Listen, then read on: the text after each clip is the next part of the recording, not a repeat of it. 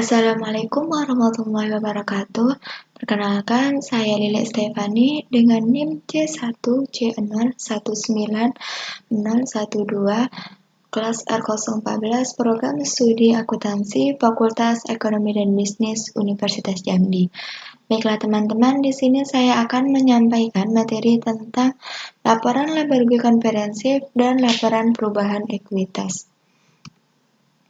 Nah, dalam laporan laba rugi komprehensif dan laporan perubahan ekuitas yang akan saya bahas yaitu yang pertama tentang pengertian laporan laba rugi komprehensif, yang kedua keterbatasan laporan laba rugi komprehensif, yang ketiga jenis-jenis dan elemen-elemen laporan laba rugi komprehensif, yang keempat pengertian laporan perubahan ekuitas, dan yang terakhir komponen laporan perubahan ekuitas.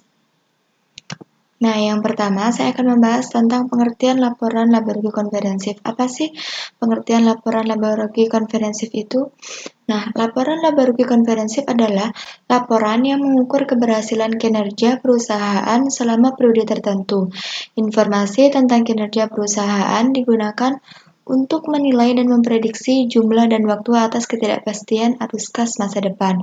Istilah laporan laba rugi komprehensif atau Statement of Comprehensive Income mulai digunakan sejak diberlakukannya PSAK 1 dalam rangka konvergensi dengan IFRS, yang merupakan adopsi dari IAS 1 tahun 2012 Presentation of Financial Statement.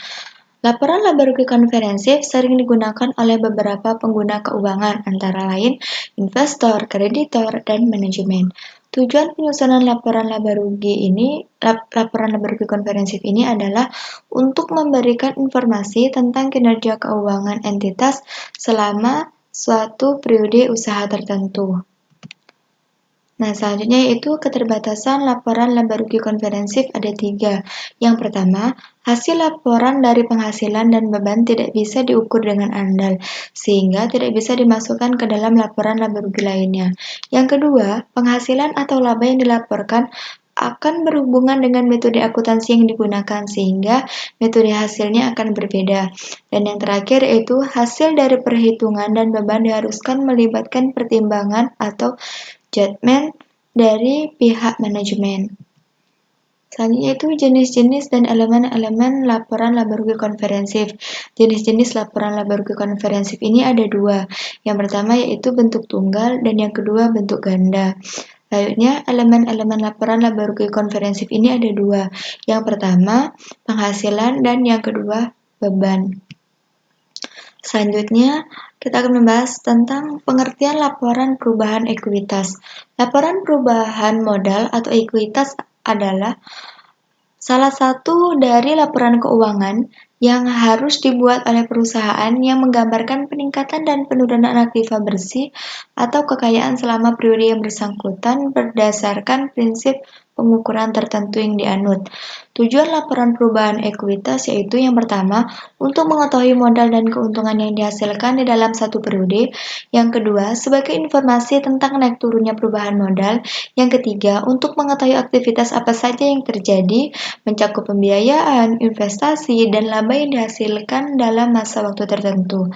Yang keempat, menjadi laporan saat terjadinya perubahan modal kerja. Yang kelima, sebagai sumber informasi terkait dengan data keuangan. Yang keenam, mengetahui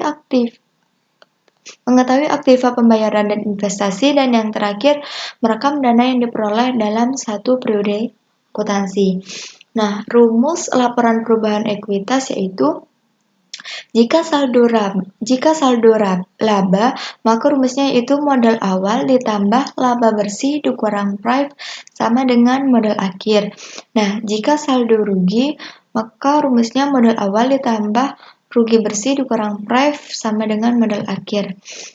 Selanjutnya itu komponen laporan perubahan ekuitas. Yang pertama itu ada modal awal, terus pengaruh dan perubahan kebijakan akuntansi, pengaruh koreksi kesalahan periode yang sebelumnya, saldo yang disajikan lagi, perubahan dari modal saham, dividen, laporan laba rugi pada periode terkait, keuntungan dan kerugian lain, dan yang terakhir itu modal akhir.